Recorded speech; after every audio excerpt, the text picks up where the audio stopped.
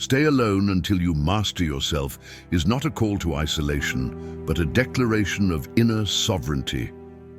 In a world addicted to noise, approval, and constant validation, solitude becomes an act of rebellion.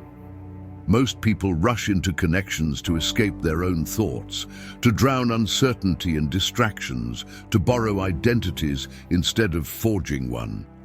Stoicism teaches the opposite path.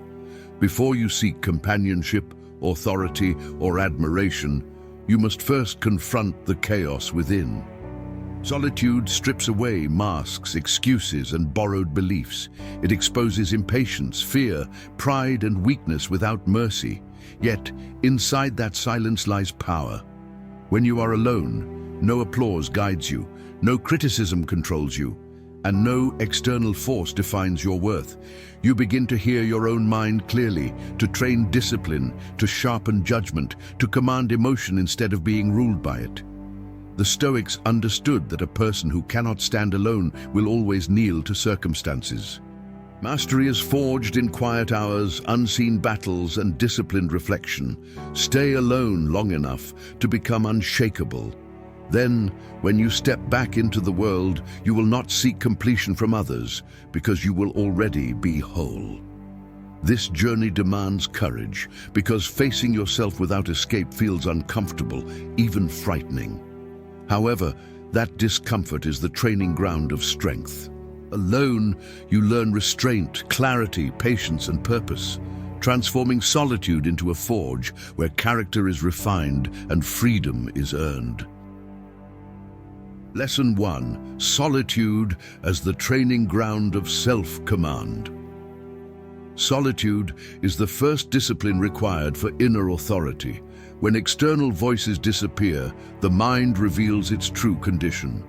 Stoicism teaches that mastery begins not by changing circumstances, but by governing perception. Alone, you encounter impatience, craving, doubt, and insecurity without filters. This exposure is essential. Epictetus warned that dependence on externals produces obedience to them. Chosen isolation breaks this dependency. Each quiet moment becomes resistance training for character. You learn to notice impulses without acting, emotions without surrendering control, and desires without granting them command. Judgment sharpens because decisions are no longer shaped by applause or fear of rejection. Solitude shows whether your values are genuine or inherited from noise. In silence, discipline replaces impulse, clarity dismantles confusion, and patience defeats urgency. You train yourself to remain present with discomfort instead of escaping it, strengthening endurance. Marcus Aurelius treated withdrawal not as avoidance, but as recalibration. Alone, principles are refined, priorities corrected, and internal disorder confronted. This process builds an inner structure that does not collapse under pressure. Without self-command, relationships become dependencies, ambition turns into anxiety, and success becomes unstable. Solitude redirects responsibility inward.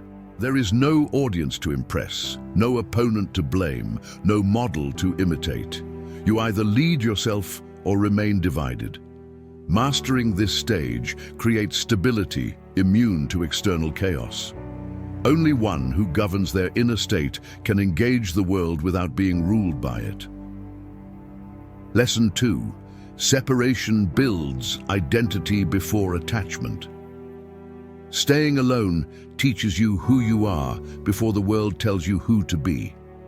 Stoicism insists that a person without a defined inner identity becomes shaped by every influence encountered. When you remain constantly surrounded, opinions leak in unnoticed, expectations quietly dictate behavior, and approval begins steering choices. Solitude interrupts this process. It creates distance between your essence and external pressure. Alone, you are forced to ask difficult questions without borrowed answers. What do I value? What do I tolerate? What do I refuse? These answers cannot be rushed. They emerge through reflection, repetition, and honest self-examination. Seneca warned that those who live according to others' judgments never live freely. Separation builds a spine. You learn to stand by conclusions even when no one agrees, to move without validation, to choose direction without applause. This is not arrogance, but coherence. Identity formed in isolation is resilient because it is tested internally before being challenged externally. You also recognize false attachments, habits formed to please, roles adopted to belong. Solitude dissolves these illusions. Without an audience, pretense becomes exhausting and unnecessary. What remains is authenticity. This process prevents future dependence. When identity is clear, relationships become choices rather than necessities. You connect from abundance, not hunger. You contribute presence, not neediness. Stoicism teaches that harmony with others is impossible without harmony within. By staying alone long enough to define yourself, you prevent future compromise of principles under emotional pressure. Identity forged in solitude does not fragment in company. It remains intact amid disagreement, rejection, or praise. This lesson transforms isolation into preparation. When you eventually step forward, you do not ask the world who you are. You already know. Lesson 3. Emotional control is forged without witnesses. Solitude exposes emotional reactions without performance or disguise. Stoicism teaches that feelings themselves are not the enemy, but unconscious submission to them is weakness. When others are present, emotions often become signals, weapons, or negotiations. Alone, they lose their audience. Anger cannot intimidate. Sadness cannot attract sympathy. Pride cannot seek admiration. What remains is raw sensation, demanding interpretation. This is where mastery begins.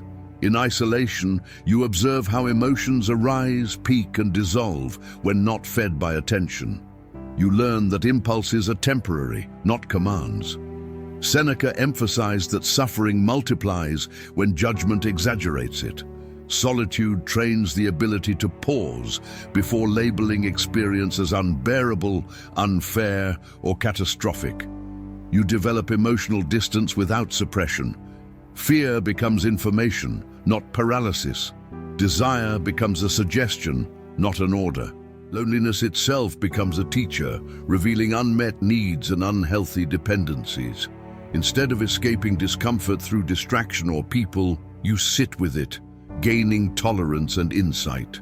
This practice strengthens inner stability.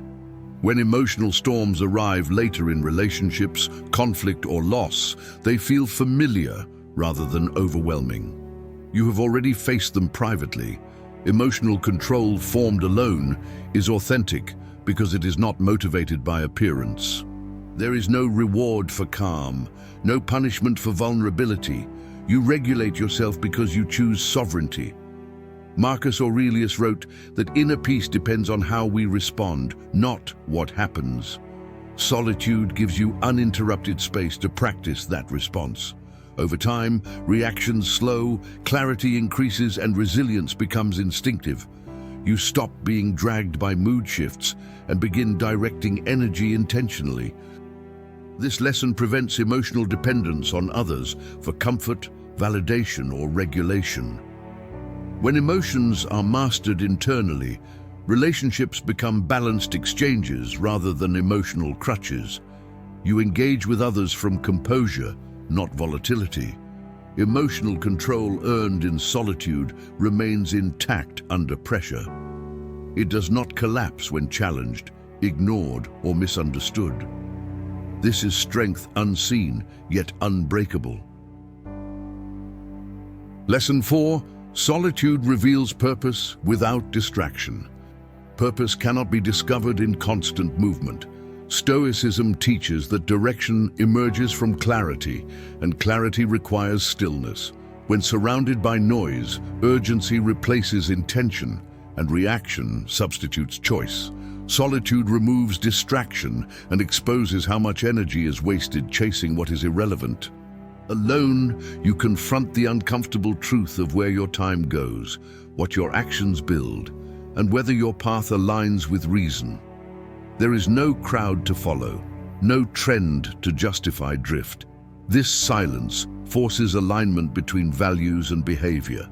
Marcus Aurelius warned against living as if endless time were guaranteed. Solitude sharpens awareness of mortality, transforming vague ambition into deliberate action. You begin to distinguish goals rooted in ego from aims grounded in meaning. Without comparison, envy fades. Without pressure, false urgency dissolves. What remains is essential. Solitude also reveals resistance, tasks avoided, responsibilities postponed, potential neglected. This exposure is instructive, not condemning. It shows exactly where discipline must be applied. Stoicism values progress over comfort. Alone, you build routines that serve long-term purpose instead of immediate pleasure. You learn to act without witnesses, rewards, or recognition. This develops integrity. Purpose shaped in solitude is not performative. It does not require admiration to survive. It is sustained by reason and commitment. When setbacks occur, you do not abandon direction because it was never dependent on momentum or praise. You move steadily, guided by internal standards. Solitude also clarifies what to release. Obligations accepted out of guilt, paths chosen to impress, and goals inherited from others lose authority. Purpose becomes lighter, more focused, more resilient. Seneca taught that a person busy everywhere is progressing nowhere. Solitude ends that dispersion. It concentrates effort. When you return to society, your actions carry precision. You say no without conflict, yes without hesitation, and move without confusion. Purpose discovered alone does not fracture in chaos. It guides decisions when circumstances shift and certainty fades. This lesson transforms solitude into a compass. You no longer wander. You proceed with intention regardless of external turbulence. Lesson 5: Independence prevents future enslavement. Staying alone teaches the final and most difficult discipline, freedom from emotional reliance. Stoicism warns that anything you depend on for stability gains power over you. Many people seek relationships, status, or recognition before mastering themselves, unknowingly surrendering control. Solitude breaks this pattern. When you learn to stand without emotional support, approval, or reassurance, you remove leverage from the outside world. Alone, you discover that peace does not arrive through rescue, but through self-sufficiency. This is not cold detachment, it is grounded autonomy. Epictetus taught that freedom belongs to those who desire nothing beyond their control. Solitude trains this mindset daily. You learn to soothe your own anxiety, motivate your own action, and recover from disappointment without external intervention. This builds confidence that is quiet and unshakable. Independence formed alone prevents desperation later. You no longer tolerate disrespect to avoid loneliness, nor compromise principles to preserve connection. Choices become deliberate rather than reactive. You engage with others because you want to, not because you need to. This shifts power back to you. Solitude also reveals how dependency forms subtly through habit, fear, or convenience. By removing constant companionship, you interrupt these patterns before they harden. You practice contentment without stimulation, fulfillment without excess, and stability without guarantees. Marcus Aurelius emphasized that true strength is needing little. Solitude reduces emotional demands, making resilience sustainable. When hardship arrives, you are not shocked by absence or silence. You have trained there already. Independence also refines gratitude. Connection becomes valuable because it is chosen freely, not because it fills a void. You appreciate presence without clinging, intimacy without possession. This balance protects both you and others. Relationships formed after self-mastery are healthier, clearer, and more enduring. Solitude ensures you never outsource responsibility for your well-being.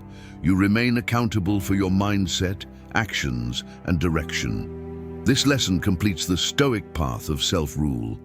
A person who can stand alone cannot be manipulated, rushed, or controlled. When you finally step fully into the world, you do so upright, sovereign, and whole. Solitude is not the absence of life, it is the refinement of it. Staying alone until you master yourself is a commitment to depth over distraction, strength over comfort, clarity over noise. Stoicism never promised ease, only freedom. By choosing solitude, you chose responsibility. You faced your thoughts without escape, emotions without masks, purpose without imitation. You learned to govern what is yours and release what is not. This is rare.